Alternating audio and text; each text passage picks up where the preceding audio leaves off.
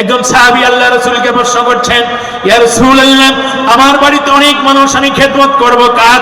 রাসূল বলছেন উম্মুকা। সাহাবী আবার বলছেন সুম্মা মান? ক্বালা ইয়া রাসূলুল্লাহ, হুজুর তারপর কার?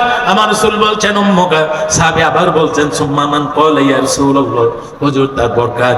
আমার রাসূল তৃতীয়বার বলেছেন উম্মুকা, তোমার মায়ের। আল্লাহ রাসূল সাহাবার দিকে তাকিয়ে আছেন, সাহাবা প্রশ্নের সম্মুখীন এখনো হচ্ছেন। চতুর্থবার বলছেন সুম্মা মান? ক্বালা ইয়া রাসূলুল্লাহ, হুজুর তারপর কার? আমার রাসূল বলছেন আবিকা।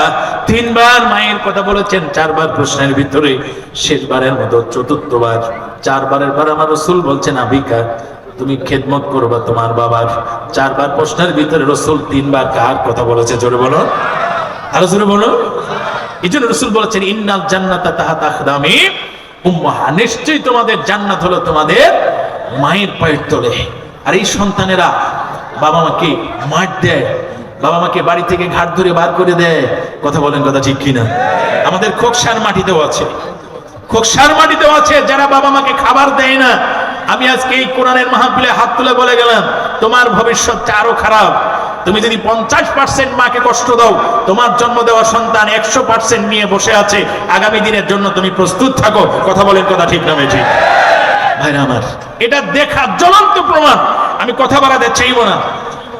আপনারা জানেন যে আমাকে দ্বিতীয় পজিশনে কেন রাখা হয়েছে, আপনারা সকলেই জানেন। আর আমরা আসছি আজকে প্রধান বক্তার আলোচনা শুনবার জন্য। আমি হাত তুলে দেখেছি অসংখ্য মানুষ আমার মতো বাবাহারা মাহারা। আজকের এই মাহফিল, এই যে বিশাল প্যান্ডেল, প্রায় 2 লক্ষ টাকা খরচ হয়ে গেছে। আমি অনাথ, আমি এতিম। রাসূল বলছেন এতিমের হাতে হাত দাও, তুমি যেন আমি রাসূলুল্লাহর কাছে হাত দিলাম। এতিমের চেহারার দিকে তাকাও। আল্লাহ রাসূল বললেন তুমি যেন আমার দিকে তাকিয়ে আছো। এতিমের মাথায় তুমি হাত বোলাও, ওই হাতের তালুর নিচে যতগুলো চুল বা পশম পড়বে, ততগুলো নেকি নির্দ্বিধায় নিঃসন্দেহে আল্লাহ তাআলা তোমার আমলনামায় লিখে দেবে। জোরে বললেন একটা সুবহানাল্লাহ। ও বাবা, পৃথিবীটা খুব সংকীর্ণ, পৃথিবীর সময়টা খুবই সংকীর্ণ।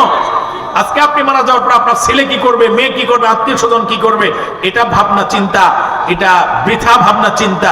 এই ভাবনা চিন্তা করে লাভ নেই। আমি আপনি নিজে কি করে যাচ্ছি, এই ভাবনা চিন্তা মাথায় একটু আনা দরকার।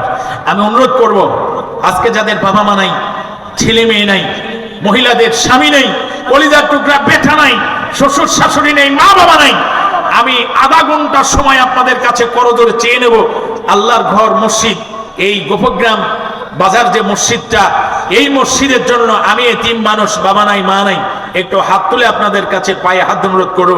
এই মসজিদের উন্নয়নের জন্য আজ আমাদের সকলকে একটু ঝাঁপিয়ে পড়তে হবে।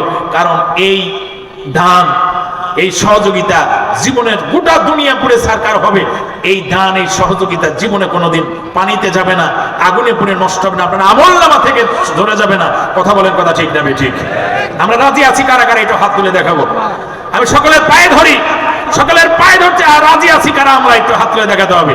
নারায়ে তাকবীর, লিল্লাহি তাকবীর।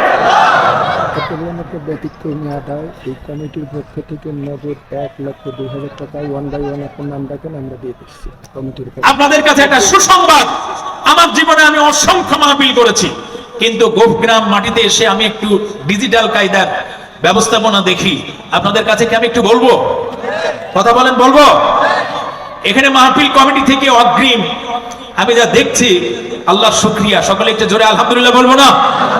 1,02,000 টাকা অলরেডি ওনারা এখানে কম্পিউটারাইজ করে আমার হাতে দিয়েছে। যে হুজুর শুধু নামগুলো বলবেন, শুধু এটা এখানে নাম আছে কাম হবে না, এরকম না। আমাদের সমাজে কিছু মানুষ আছে, ঈদগার মাঠে যখন ইমাম সাহেব কালেকশন করে, কয় হুজুর লেখেন 10,000, 10টা ঈদ চলে যায়, ওই লোকের খুঁজে পাওয়া যায় না।